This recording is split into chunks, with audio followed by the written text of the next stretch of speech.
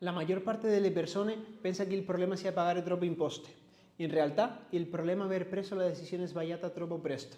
Autonomo o società non è una scelta fiscale, è una scelta di fase e quasi tutti la fanno male. Se stai iniziando ora o se sei operativo ma non sai se stai utilizzando la struttura giusta, questo è il momento giusto per fermarsi e capire. La maggior parte delle persone rimane senza un euro molto prima di cominciare a guadagnare davvero. E nel 2026 questo rischio è ancora più alto, sarà un anno particolarmente delicato dal punto di vista fiscale. Più controlli, più incroci di dati e nuovi meccanismi di supervisione da parte dell'Agenzia delle Entrate. Ed è per questo che è fondamentale partire bene fin dall'inizio. Partiamo allora dal punto in cui quasi tutti sbagliano, cioè dal momento in cui una persona decide di avviare un progetto. La storia quasi sempre è la stessa. Avete un'idea, vi sembra buona idea, andate da un commercialista e la prima cosa che fate è aprire la posizione d'autonomo. Ed è proprio lì che nasce il problema, perché il sistema vi spinge a formalizzare tutto prima ancora di sapere se quel progetto funziona davvero. Nel nostro studio vediamo questa situazione ripetersi continuamente. Persone che si iscrivono alla previdenza sociale iniziano a pagare contributi, commercialista e anche spese fisse, tra 250 e 500 euro al mese, quando non hanno ancora fatturato assolutamente nulla. Nella loro testa la idea è ottima, ma il mercato la pensa diversamente. E così abbiamo visto tante persone fallire prima di ancora iniziare. Fallire finanziariamente prima della prima vendita. Non perché l'idea fosse sbagliata, ma perché hanno iniziato pagando invece di verificare. Fermiamoci un secondo. Se questo vi sembra ovvio è perché state già pensando da imprenditori. Se invece vi dà fastidio, probabilmente è qui che molti iniziano a sbagliare. Per questo, anche se non è la soluzione più ortodossa e non è quella che si sente dire più spesso, la cosa più onesta è molto semplice. Prima si valida il modello di business, si crea il sito web, si aprono canali social, si prova a vendere e quando arriva la prima vendita, quando bisogna emettere la prima fattura, ci si ferma un attimo e si decide come strutturarsi davvero, perché c'è un'altra realtà che molti scoprono troppo tardi. L'IRPEF, imposta sulla persona fisica, è progressiva e alle Canarie, se non si pianifica correttamente, si può arrivare a pagare tra il 47 e il 50%. È in quel momento che molti capiscono che il sistema non è pensato per crescere senza una struttura. Si inizia pensando che fare l'autonomo sia una fase naturale e si finisce intrappolati in un modello che penalizza la crescita, se non si capisce quando è il momento di cambiare. Essere autonomo può avere senso in una fase precisa, per un periodo limitato e con un piano chiaro. Il problema non è essere autonomo, il problema è restarsi quando lo scenario è già cambiato. Da questo punto in poi non stiamo più parlando di teoria. Qui iniziamo le decisioni che nel tempo fanno davvero la differenza. Arriviamo ora al punto in cui quasi tutti si pongono la stessa domanda, ma quasi sempre nel modo sbagliato: lavorare come autonomo o aprire società. Ed è qui che nasce l'errore più comune, cioè prendere la calcolatrice e guardare solo le imposte.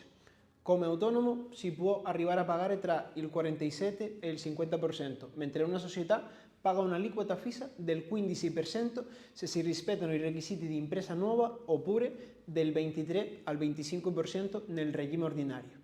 E così la conclusione rapida è quasi sempre la stessa. Comincio come autonomo e aprirò una società quando guadagnerò di più. Un ragionamento che sembra logico, ma che è incompleto e molto spesso porta a decisioni difficili da correggere. Mettiamo ordine: l'autonomo paga un'imposta progressiva, più guadagna più alta la percentuale. La società invece paga un'imposta fissa, ma qui c'è un dettaglio fondamentale che quasi nessuno spiega bene. Quel soldi non è vostro, è della società, ed è qui che cambia la mentalità e si passa da una fase all'altra. Quando si fattura poco o si sta ancora testando il modello, lavorare come autonomo può avere senso, ma quando ci si avvicina a utili reali intorno a 45.000 euro, utili veri, non fatturato, il vantaggio fiscale smette di essere teorico e diventa concreto. È quello il punto in cui bisogna fermarsi e riflettere, non improvvisare. Perché creare una società non significa solo pagare meno imposte, significa cambiare il gioco. Da quel momento bisogna decidere quanto soldi portare a casa come persona fisica e quanto lasciare all'interno della società. E qui c'è una regola semplice che molti ignorano. In una società ben strutturata si dovrebbe prelevare solo il dinero necessario per vivere, non di più, perché ogni euro che esce dall'azienda paga un costo fiscale aggiuntivo. La soluzione più comune è combinare una retribuzione annuale equilibrata, intorno ai 30.000 euro, e se necessario integrarla con i dividendi. Ci sono però situazioni molto precise in cui questa logica va modificata. Ad esempio, quando si sta preparando una richiesta di finanziamento, un mutuo, oppure quando è necessario migliorare il profilo di rischio, lo scoring davanti agli algoritmi finanziari, o ancora quando per il tipo di attività svolta è opportuno rafforzare la propria posizione nei confronti dell'Agenzia delle Entrate. In questi casi una retribuzione più alta non è un errore fiscale, è uno strumento finanziario e questo quasi nessuno te lo dice. Ora arriviamo a uno degli errori più costosi che vediamo più spesso. Persone che iniziano come autonomi, il progetto funziona e solo dopo passano alla società. Qual è il problema? Che in molti casi perdono vantaggi fondamentali come l'aliquota ridotta del 15% prevista dalla normativa sulle start-up, perché la legge non parla di una società nuova, ma di una attività nuova e se quell'attività era già svolta come autonomo non viene considerata nuova, neanche cambiando il codice Ateco. Questo non è un dettaglio teorico, è qualcosa che viene verificato regolarmente dall'Agenzia delle Entrate. Per questo, se è chiaro fin dall'inizio che il progetto ha potenziale di crescita, iniziare come autonomo può costare molto caro. Non esiste una risposta valida per tutti, tutto dipende dalla fase in cui si trova. Chi fattura poco è in una fase, chi fattura di più ma non ha ancora struttura è in altra. Chi ha una piccola impresa deve ragionare in modo diverso. Il problema non è sbagliare una scelta una volta. Il vero problema è non capire quando la fase è cambiata. Per questo una società non è solo una questione di imposte, è pianificazione, è ingegneria fiscale ed è visione a medio e lungo termine. E la domanda giusta non è quanto pago come autonomo o quanto pago come società. La domanda giusta è quale struttura serve oggi al progetto che sto costruendo, non a quello che avevo un anno fa. E qui è importante ascoltare con attenzione, perché quello che sembra semplice in un video breve spesso è molto più complesso nella realtà. Arriviamo ora a uno dei punti in cui c'è più rumore, più confusione e dove si commettono gli errori più gravi, le società all'estero. È qui che entrano in gioco le scorciatoie, i video brevi e le promesse del è tutto facile, soprattutto quando si parla di LLC negli Stati Uniti. E voglio iniziare dicendo una cosa in modo molto chiaro. Anche se non è quello che molti vogliono sentire, non abbiamo mai visto una LLC intestata a un residente fiscale in Spagna che fosse ben strutturata e funzionasse senza rischio. Mai. E non lo dico per provocare, lo dico perché se fosse davvero così semplice, questa storia non finirebbe così sempre allo stesso modo. Una LLC non ha nulla di magico, significa semplicemente la Limited Liability Company, responsabilità limitata, esattamente come una SL qui. La differenza non è il nome, la differenza è nel modo in cui viene tassata. Dal punto di vista spagnolo, molte LLC sono considerate fiscalmente trasparenti. E cosa significa questo? Significa che la società non paga l'imposta sulle società negli Stati Uniti e che l'utile viene imputato direttamente al socio. E se quel socio è residente fiscale in Spagna, quell'utile viene tassato in Spagna. Per questo, quando qualcuno dice che la sua LLC non paga imposte, nella maggior parte dei casi sta dicendo che non ha capito bene dove si pagano, oppure che non si stanno pagando come dovrebbero. Il vero problema nasce quando l'unico motivo per creare questo tipo di struttura è pagare meno imposte. Ed è qui che entra in gioco un concetto chiave, quello che fa la differenza tra una struttura difendibile e un problema serio: la simulazione fiscale. Se utilizzate una forma giuridica solo per risparmiare imposte, senza dipendenti, senza uffici, senza decisioni reali e senza una vera sostanza imprenditoriale, l'Agenzia delle Entrate ve la smonta.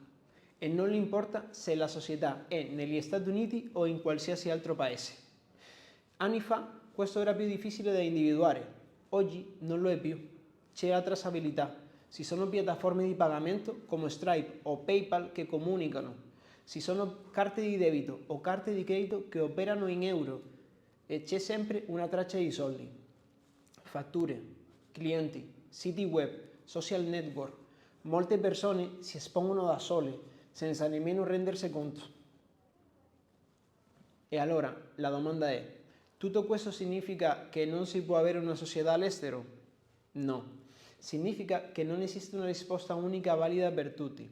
Ci sono progetti per i quali ha senso operare fuori e ci sono altri progetti quali non ha alcun senso, ma esistono solo due strade legittime. La prima è avere un motivo economico reale e concreto, una regolamentazione specifica, clienti internazionali, licenze, fornitori o una necessità operativa chiara. La seconda è avere una vera sostanza imprenditoriale in quel paese. Dipendenti, uffici, direzione effettiva.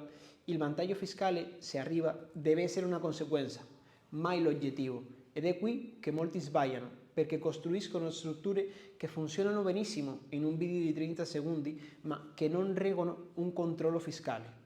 Il problema non è avere una società all'estero. Il problema è pensare che solo perché è all'estero, allora tutto sia risolto. Ora cambiamo completamente prospettiva. Quando c'è già un patrimonio, gli errori non sono più riversibili così facilmente. Arrivati a questo punto, il problema non è più come iniziare né come strutturare una piccola attività. Il problema è che esiste già un patrimonio e quando esiste già un patrimonio, gli errori smettono di essere teorici e iniziano a fare davvero male. Qui non stiamo più parlando di pagare un po' di più o un po' di meno. Stiamo parlando di mettere a rischio ciò che avete costruito in anni di lavoro. Partiamo dalla situazione più comune, la residenza principale. Per la maggior parte delle persone, acquistare la prima casa come persona fisica ha senso. Non perché sia una soluzione perfetta, ma perché nella maggior parte dei casi non esiste un'alternativa migliore. Inoltre, entro certi limiti, la residenza principale può funzionare come cuscinetto di sicurezza patrimoniale. Creare una società solo per comprare la casa in cui si vive, nella pratica, è quasi sempre una cattiva idea e è fonte continua di problemi giuridici e fiscali. Detto questo, la casa di residenza principale ha un vantaggio molto chiaro che molti ignorano. Se si acquista e dopo si vende rispettando i termini di legge con reinvestimento in altra casa come residenza principale, non si paga la plusvalenza. Questo rende l'immobile uno strumento molto potente per la costruzione del patrimonio nel lungo periodo, soprattutto perché è un bene facilmente finanziabile e quindi è leva naturale. Il problema nasce quando si passa al secondo immobile, al terzo, oppure quando si inizia a mescolare patrimonio e attività economica senza una logica precisa. È qui che entra in gioco quella che spesso viene chiamata società patrimoniale. Il nome suona bene, ma dal punto di vista giuridico una società matrimoniale pura non è qualcosa di positivo. Significa che la società non svolge una vera attività economica e questo, invece di dare vantaggi, li toglie. Nella pratica, molte persone intendono una società che gestisce immobili, ma qui esiste una linea molto chiara che non si può superare con leggerezza.